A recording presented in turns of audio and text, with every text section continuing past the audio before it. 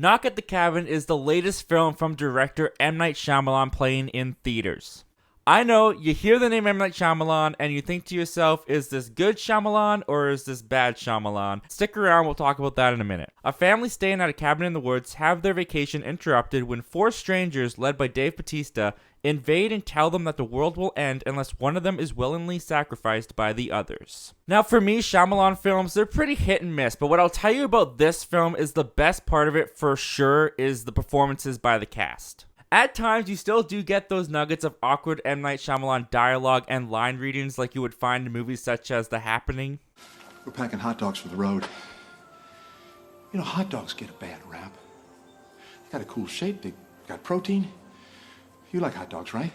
But for the most part, I felt like this cast did a good job of pulling them off. In this film, Bautista just brings this presence where you just kind of hang on to every word that he says. He really pulls you in. It's been really cool to follow this guy's journey as an actor. From his humble beginnings as Drax, not having too much dialogue to say, now playing this calm and collected leader of this group of possible maniacs with a strong conviction that if he doesn't pull off this mission he feels he's chosen for, it'll be doomsday for the rest of the world.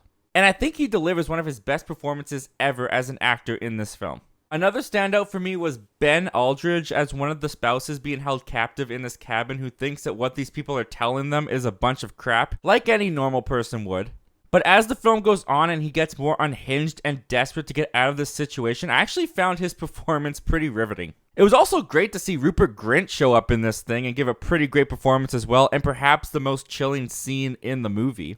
And I also really liked the setting. You know, movies that take place in one location, especially psychological thrillers, have always intrigued me because the director has to do so much with so little, usually carried by the conversations and dialogue and interactions between the characters while building the tension.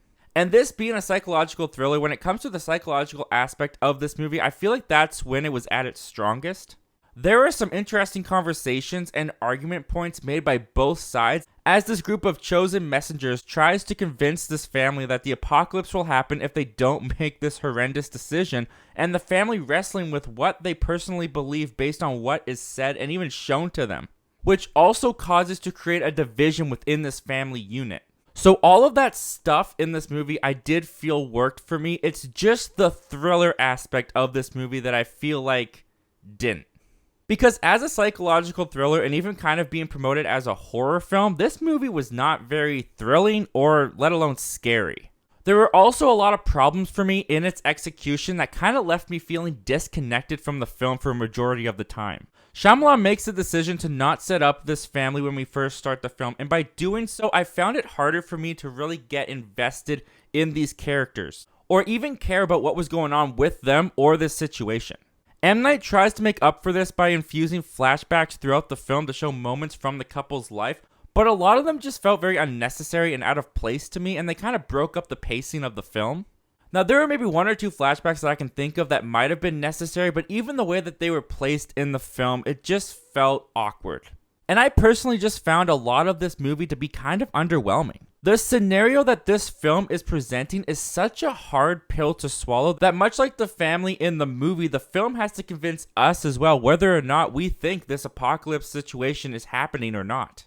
But I didn't feel like the film was ambiguous enough to allow us to play along with this psychological question game with the characters. Now, this movie is adapted from a book called Cabin at the End of the World, but M. Night Shyamalan worked on the screenplay himself, and I could really feel the writers of this movie kind of writing themselves into a corner with this scenario, because this film presents a huge concept with some gigantic stakes that I just feel like the movie failed to live up to in its outcome. It felt like this movie was setting up a height that in the end it just wasn't able to reach.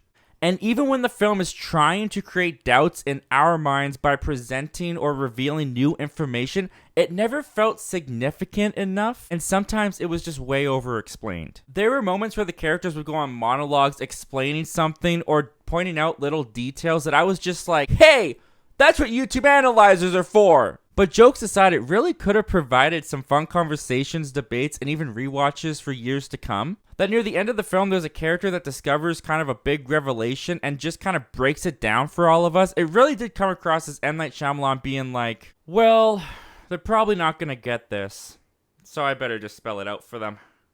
I also wasn't the biggest fan of the cinematography or the shot compositions that M. Night Shyamalan set up for this film. There are shots where actors are partially cut out of the frame or hardly even making it into the frame. How would you all like it if I shot my review like this the whole time? Or how about this? Is this any is this any better? Obviously, I'm kidding around, but it's a specific style that I'm sure works for some people, but for me, at least in this movie, it just came across as kind of sloppy and honestly kind of distracting. Guys, in the end, this wasn't a bad movie. It had some things going for it, mainly the performances, the location, and some of the character interactions. But truth of the matter is, this is a thriller that just didn't thrill me. I didn't really care all that much about what was going on. And while I can admit that the ending to this thing is pretty ballsy, it just didn't work for me. I just felt underwhelmed. I didn't really feel anything when I was coming out of the theater after watching this thing. I moved on pretty quickly as soon as the credits rolled. And for me, leaving a film feeling that way, I can't look you in the eye and give it a recommendation. So unfortunately, Knock at the Cabin is gonna get a weak not recommend from me. It's not the worst thing ever, but I can't tell you to spend your time on it, at least not in the theater. Anyway, guys, those are my thoughts on Knock at the Cabin. But what did you think of Knock at the Cabin if you had a chance to see it already? Are you a big M. Night Shyamalan fan? Where does it rank in your M. Night Shyamalan films? Comment down below. Let me know all your thoughts and opinions. I'd love to hear them. Before you head out, guys, I just want to let you know that we have a subscriber goal on this channel for the end of the year. We want to hit 2,500 subscribers by the end of the year, guys. So if you enjoyed this video, if you enjoy talking movies, this is a place to do it. Please consider hitting that subscribe button and hitting the like button on your way out. It helps us out a lot.